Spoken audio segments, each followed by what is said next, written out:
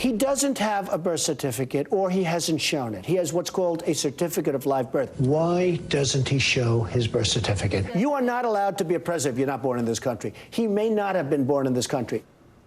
In September 2016, then-candidate Donald Trump finally admitted that former President Obama was born in the United States. But before that, he spent 5 years promoting a conspiracy theory. Fast forward now to 8 years later, his own son is reviving those outrageous birther comments, this time taking aim at Senator Kamala Harris. Don Jr. retweeting a conservative commentator who is falsely claiming that Kamala Harris is not an American, but instead half Indian and half Jamaican. The younger Trump has since deleted his tweet, telling NBC News folks were misconstruing the intent of his tweet. NBC road warrior Vaughn Hilliard is following the story in San Francisco, where Senator Harris is now marching in her hometown's annual Pride Parade. Vaughn, how is Harris's campaign responding to this latest online attack?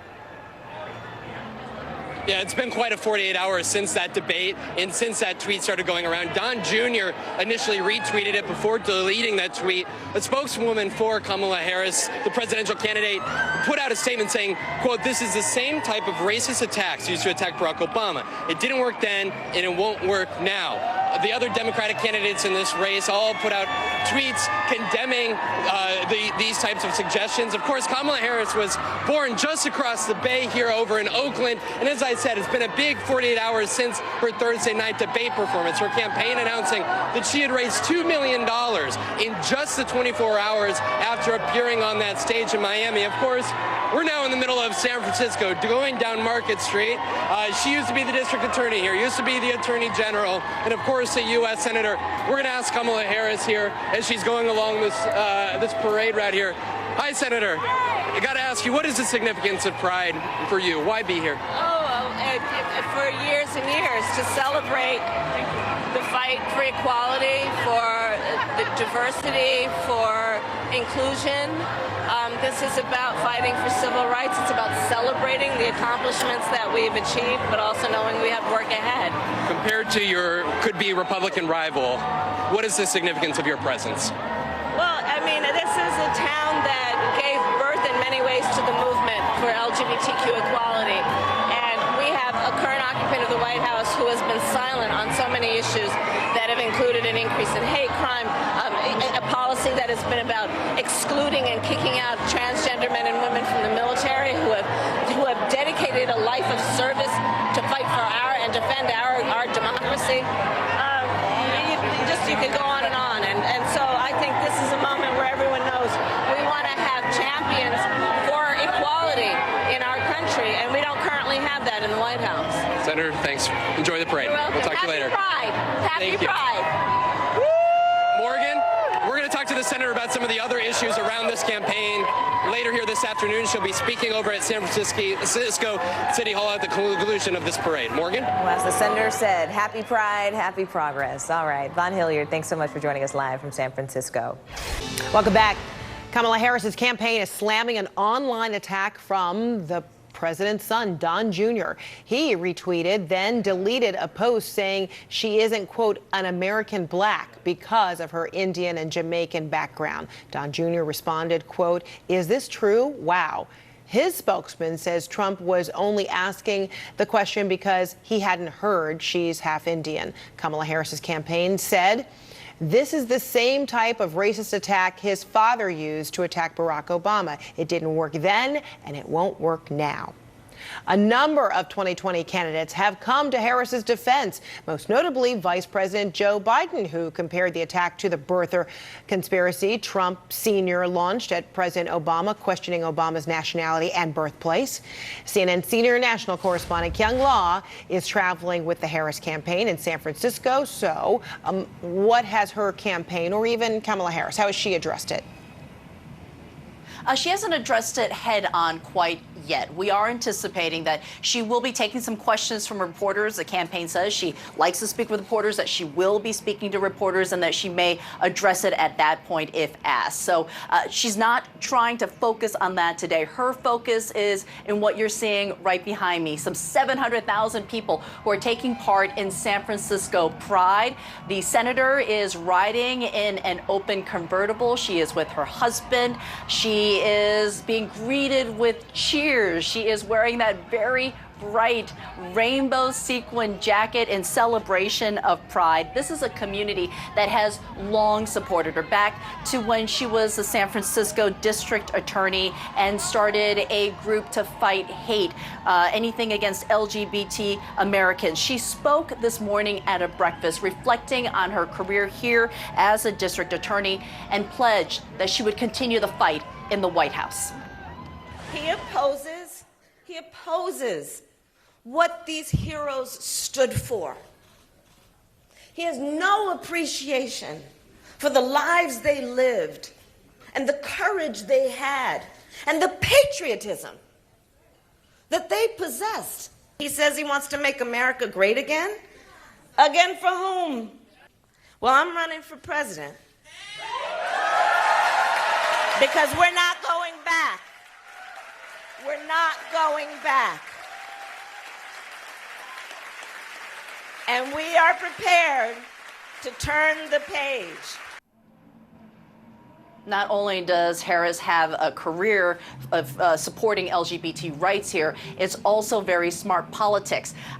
HRC, Human Rights Campaign, estimates 10 million LGBT votes and voters will head to the polls in 2020. Now, this is Harris's first major public event since the Democratic debates. And Frederica, you can see her smiling and waving, a woman who generally wears only navy and black, certainly letting her hair down today. She is indeed. All right, Kyung Law, thank you so much for that. All right, let's talk further on all this. Karen Finney is the former communications and political outreach spokeswoman for Hillary Clinton. And back with me is Democratic strategist Aisha Moody Mills. Good to see you, ladies.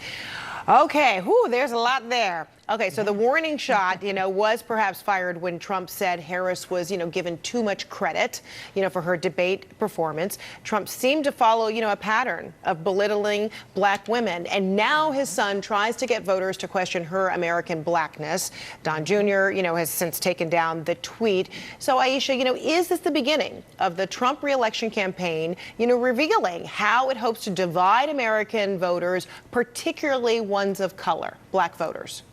I mean, this is on brand. I would not say this is the beginning. This is a continuation of the way that they perform. Remember, Trump started the whole birtherism against Obama, trying to suggest that he wasn't American, and now we're seeing his son perpetuating the same type of propaganda and foolishness. And ultimately, so what I want everybody to recognize, that this is bigger than just today's jab from the Trumps against whatever Democratic candidate it might be. This is fundamentally about conservatives trying to now pit black people against black people to rile up some kind of anti-immigrant framework that the MAGA people are really pushing. And so all this talk about, are you really black if one of your parents wasn't actually born in the U.S., even though you're a black person who was born in the U.S., is just fodder that they're trying to put out there as a way to divide black people and to create a conversation that's a distraction from the foolishness that this administration is pushing in the first place. So Karen, Harris seems to be ready, and poised for this. She tackled the issue of her parents' roots, her mom, Indian, her dad, Jamaican, and her American experience. And she tackled it in this manner on a radio show. Watch. Spend my time trying to educate people about who black people are. I was born black, I will die black. And I'm proud of being black. And I'm not going to make any excuses for anybody because they don't understand. So this, together with, the debate stage, telling of her busing experience, sends a very strong message that, she very much lived a black American experience. So, if Trump wanted her heritage to hurt, Harris, does it only really enhance her, speaking truth mantra? Karen. Well, I think it does. I mean, look, as a biracial person myself, I will tell you that, part of what I think this is about, I agree with Aisha, but it's also about what we saw during President Obama's time in office, which is this othering, right? That somehow you're some other kind of something, and to kind of separate us from that. And look, she is someone who has no problem speaking truth to power. I think it was very important, frankly, that the other candidates spoke out very clearly, because one of the things that we know from the 2016 campaign is that fear of change, fear of demographic change, fear of changing roles of women, gay rights. I mean, it was straight out racism in some instances. Those were top voting reasons for people who voted for Trump. So we've got to, bring people back together, and we've got to call this stuff out when we see it. And so I think it's important that the candidates do it. I think it's important that we do it. And I think, it's also important that what matters is she's an American. She's running for president. Let's judge her based on her ideas, her experience, and let's see how she does, on the campaign trail. And Aisha, the other Democratic contenders in a very big way are coming out, in her support, and certainly against Don Jr.'s, tweet, retweet, et cetera. And among them, Cory Booker taking it even further, persistently, critical of the former Vice President Joe Biden, following that debate moment. Booker saying this morning. Whoever our nominee is going to be, whoever the next president is going to be, really needs to be someone who can talk openly and honestly about race with vulnerability, because none of us are perfect, but really call this country to common ground, to reconciliation. I'm not sure if Vice President Biden is up to that task, given the way this last 3 weeks have played out. And frankly, I know whoever is that nominee needs to be able to pull this country together, because we need to reconcile. So, Aisha, can Biden, recover, maintain this leader of the pack standing? So here's how I feel about all of this. At the end of the day, right, we're going to go tit for tat. We still got like 400 and almost 500 days left, right? We got a lot of days left in this whole thing. Yes. But here's the thing. At the end of the day, what Democrats need to do is make sure that the base is really enthusiastic and excited to come and participate in the 2020 election. What we saw in 2016 is that there was a downturn in turnout, right? Like, people weren't as jazzed up. And so whether it be Kamala, whether it be Biden, whomever, at the end of the day, the conversations are going to need to reach the hearts and the minds and the souls of people who should be the most likely voters in the Democratic Party to come out furiously with a lot of energy to get rid of Donald Trump. What we're seeing right now is we're seeing Trump nitpick at whomever the person might feel like the front runner of the moment, because they have a strategy to try to depress enthusiasm among Democrats, and we can't let them do that. And of course, having unity as a party doesn't mean that that's going to trump accountability for Biden and his, semi-racist comments, right? But at the end of the day, what we're going to need to see, and what I think that Cory Booker is trying to kind of get to, is that the people who right now are just so fearful of this president, who are angry that this guy is president, who are caring about the future of our nation, they need to stay jazzed up and understand how consequential all of this is. And so getting distracted by these sidebars about, who the color of someone's skin and what that means about how they're going to represent America is kind of foolhardy. And I think that it's playing into really the opposition strategy, which is to distract us. Right, except, when you're the leader of the pack, you're going to take, some heat. Yeah. Not just from the opponent, which in this case would be the incumbent Donald Trump, but clearly it's also coming from within the party, trying to, dethrone the one who's leading and perhaps, creating opportunities for someone else to rise. So Of course, and that's what happening, right? That's absolutely right. I mean, there was a reason that Kamala went after Joe Biden. He's the front runner. When you were the front runner, and he should have been better prepared for it, quite frankly. He and Bernie have been sort of leading the pack, although I think the latest Morning Consult poll that I saw, Bernie, I think, lost a little bit of ground.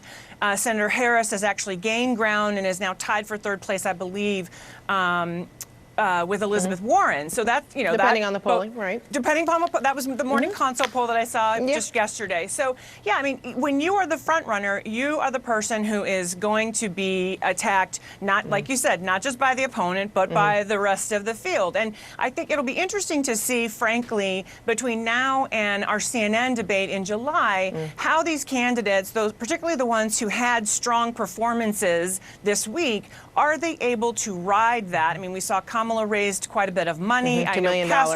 Right. And so each of these candidates that have had kind of a bump, will they be able to ride that into and leverage that into the next debate? Right. But I think the last thing I'll just say is I think what Cory was also speaking to, I disagree with Aisha. I think he was speaking to the fact that we just have to be real about, the changes that are happening in this country and not be afraid to call it out, because that is what Donald Trump preyed on. He preyed on people's fears. That's what Make America America Great Again was about. Okay. And we've got to make sure that people understand we don't have to be afraid of each other. All right, we're going to have to leave it there for now. But we're not finished because we're going to be talking about this and a lot of other things along the way. As you said, Aisha, what, almost, just barely 500 days still to go. Just under 500. All right, Aisha Moody Mills, Karen Finney, thank you so much, ladies. Appreciate it.